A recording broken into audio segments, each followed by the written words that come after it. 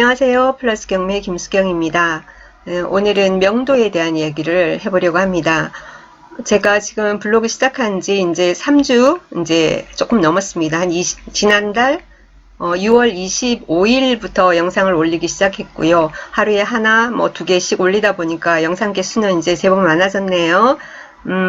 그 내용들 중에 보면은 명도에 대한 영상이 꽤 많은 편이에요. 다 제가 이제 일을 했던 그 실 사례들을 가지고 설명을 드리고 있습니다. 임차인, 소액 임차인들, 최우선 변제 받는 사람들, 협상하고 이사 내보내는 방법, 그리고는 또 뭐냐면은 특히 강제 집행에 관한 영상도 2개가 올라 있습니다. 여기 보시면은 경매 강제 집행의 모든 것 해서 절차, 비용, 기간 있으니까 한번 찾아서 보시면 좋을 것 같고요. 또 하나 또 올려놓은 게 뭐냐면은 나는 강제 집행이라도 명도 협상을 한다라는 내용입니다. 여러분 이제 협상을 하시다가 안 돼서 이제 어쩔 수 없다.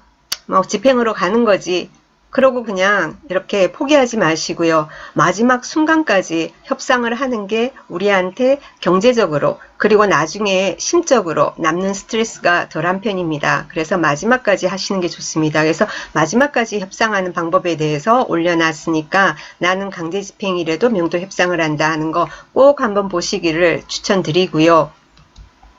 그리고 오늘 이제 드릴 내용은 오늘도 강제 집행하고 얽혀 있는 내용인데 거기에 플러스해서 형님들 얘기, 형님들이 낀 얘기 2건에 대해서 소개를 드리려고 합니다. 제가 이제 경매 일을 하는데 많은 분들이 걱정들을 많이 하셨어요. 10몇 년 전에 처음 시작을 할 때 저를 믿고 그냥 그런 분도 계시지만 경매 의뢰를 하실 때도 과연 여잔데 잘 할까? 여자들이 이제 분석하고 하는 거는 잘한다 하더라도 마지막 명도를 마무리를 잘 할까라는 생각들을 하시면서도 믿고 의뢰를 많이 해주시고 해서 제가 이렇게 10수년간 해올 수 있었고 수많은 어떤 노하우가 이렇게 생기게 됐습니다. 그 와중에 있었던 2건에 대해서 제가 오늘 소개를 드리겠습니다. 제가 강제 집행까지 정말 각오한 것, 앞에 영상 올린 내용들은 공장이고 그래요. 공장 같은 경우에는, 집행까지 가는 경우가 왕왕 있거든요. 그런데 아파트 같은 경우에는 집행까지는 거의 가지를 않습니다. 그런데 3건 아파트인데도 강제 집행을 한 거는 저는 그 많은 사건들 중에서 3번밖에 없었어요. 3번밖에 없는데 하나는 사람이 안 살아서 그런 거고 2건 같은 경우에는 그 형님들이 깍두기님들이 껴가지고 어쩔 수 없이 한 건 한 건 소개를 드리겠습니다.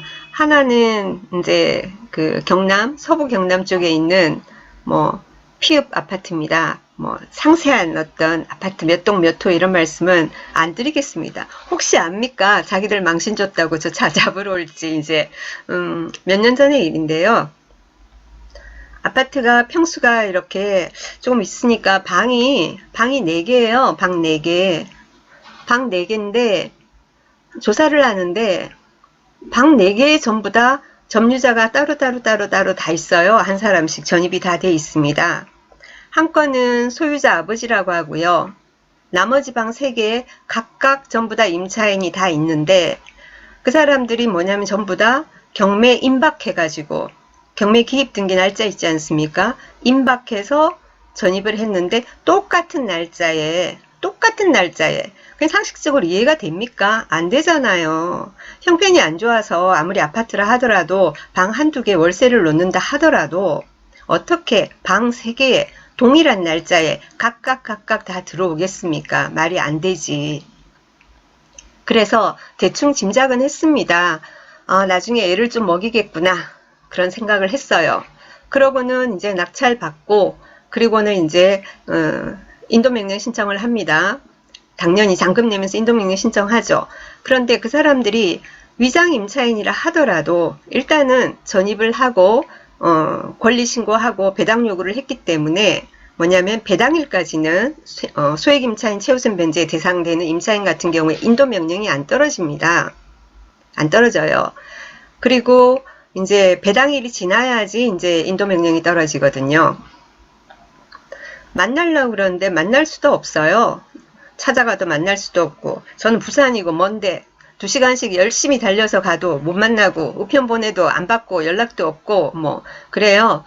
그래서 이제 결국은 이제 나중에 연락이 됐습니다. 연락이 됐는데 말도 안 되는 소리들을 하고 본인들이 밝혀요. 본인들이 밝혀요.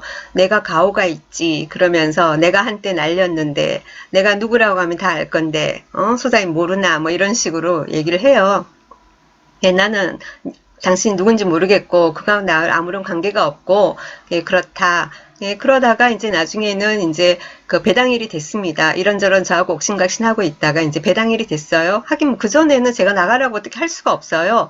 뭐 인도명령도 안 떨어지는데 제가 어떤 식으로 뭐 어떤 무슨 수로 내보내겠습니까?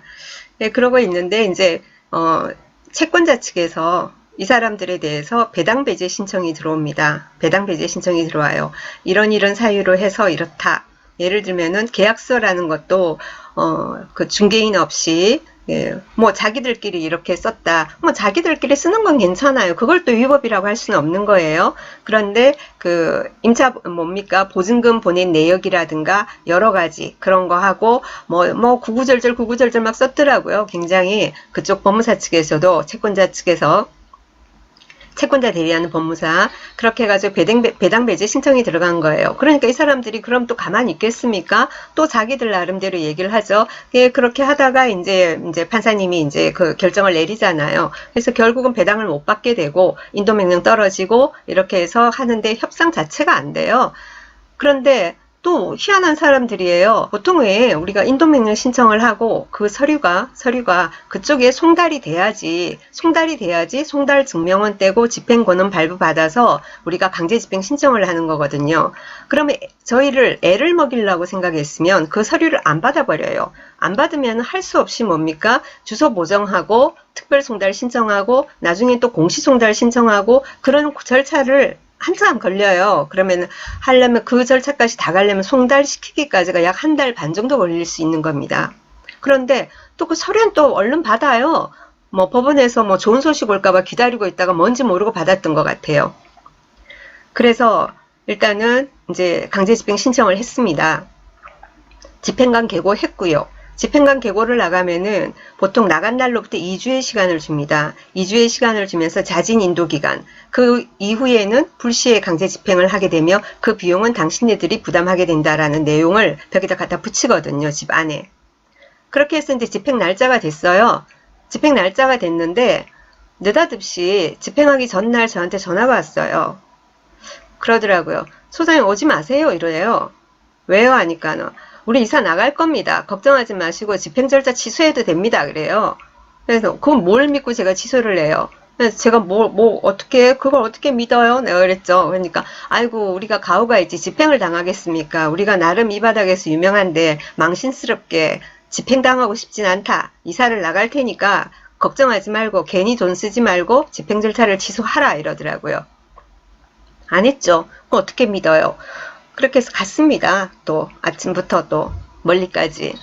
네, 가니까 이제 보통 이제 집행하고 이러면은 이제 그 집행 명도 업체에서 이제 법원 집행관님이 명도 업체에 이제 대동해서 오게 됩니다. 많은 인부들과 함께 차량 동원하고 막 이렇게 오거든요.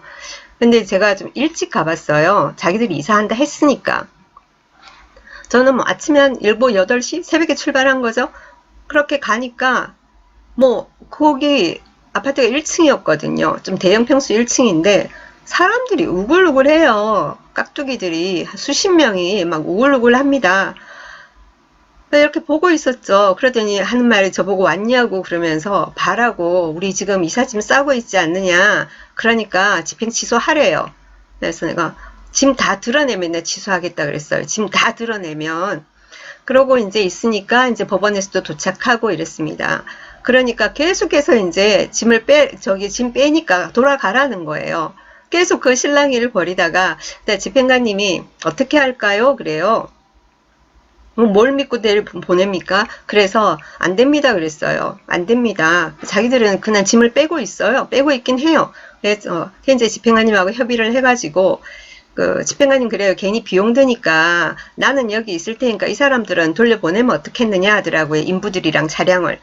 근데 좀 불안하잖아요. 그래서 이제 그 인부들 오신 분들 중에서 반은 남기고 그러니까 차하고 인부 반은 이제 돌려보내고, 이제 오신 분들 중에서 인부는 이제 반만 남고, 그렇게 해서 이제 같이 지켜보고 있었어요.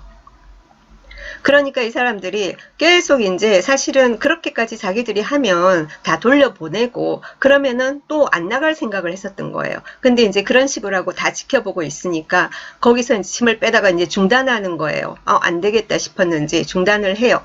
그러더니 이제 또 이사비를 달라고 또 이제 쪼르기 시작해요. 그러면서 이제 그러니까 험악한 분위기를 조성하는 거죠.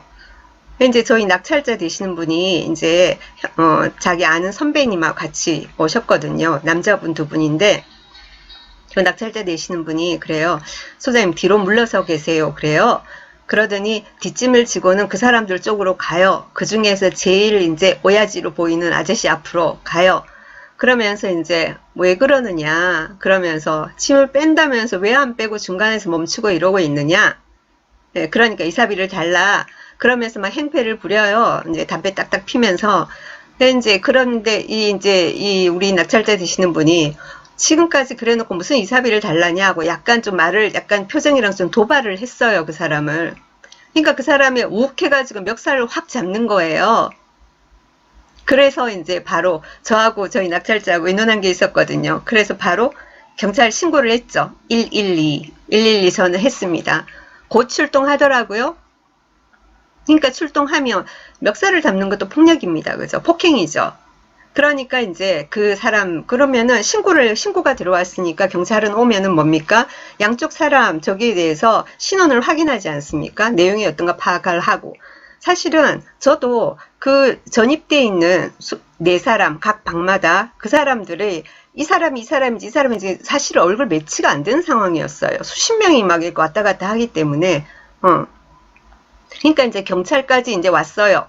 그러니까 이제 분위기가 조금 이제 반전이 되는 거죠. 자기 신분증도 꺼내놔야 되고. 그럼 이 사람들은 늘 좀 희한한 짓만 하는 사람들이니까 경찰 앞에 있으면 조금 꼬랑지 내리지 않습니까? 그러고 이제 신분증 이렇게 내놓고. 그렇게 해가지고는 뭐 이렇게 분위기가 약간은 이제 수그러들고, 그러고는 이제 이삿짐을 또 이렇게 빼고, 그러고는 또 마지막에 뭐냐면 제가 그래서 화가 나가지고 저기도 그 뭐죠? 관리비도 다 내고 나가라 했거든요. 그러니까 나중엔 애원을 해요. 관리비 한 4, 50만 원 있는 거 그거 제발 내달라고. 그것만이라도 내달라고. 치사하대요. 한 대 뭐 날렸다고 하면서도. 그러니까 이제 저희 이제 낙찰 받으신 분이 선생님 그거는 그렇게 하겠다고 관리비는 내가 부담할 테니까 이 사람들 그냥 보내자고. 그렇게 해가지고 이제 마무리를 지었습니다. 그렇게 이제 마무리를 짓고 이제 우리 낙찰자하고 이제 좋잖아요. 이제 다 끝났으니까. 이제 식사를 하러 갔어요. 이제 고생했다고 서로 그러면서 이제 식사를 하는데 알고 보니까 낙찰 받으신 분이 경찰이세요. 경찰서 강력계 형사분이셨어요.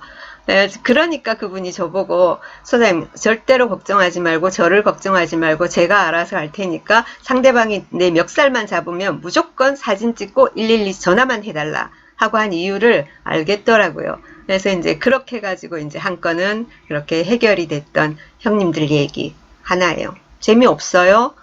난 재밌는데. 그래서 그 사람들 같은 경우, 그러니까 수십 명이 버글버글 하다가 그런 식으로 이제 뭐 임차인이다 하고 했다가 배당도 못 받고, 이사비도 한 푼 못 받고, 뭐 관리비 몇십만 우리가 내줬지만, 자기들 돈 들여서 이사 가고, 이렇게 뭐 잘 마무리가 됐습니다. 하나 더 하려니까 시간이 너무 오래 걸리겠네요. 오늘 여기까지 하고요. 다음에 또 기대하세요. 감사합니다.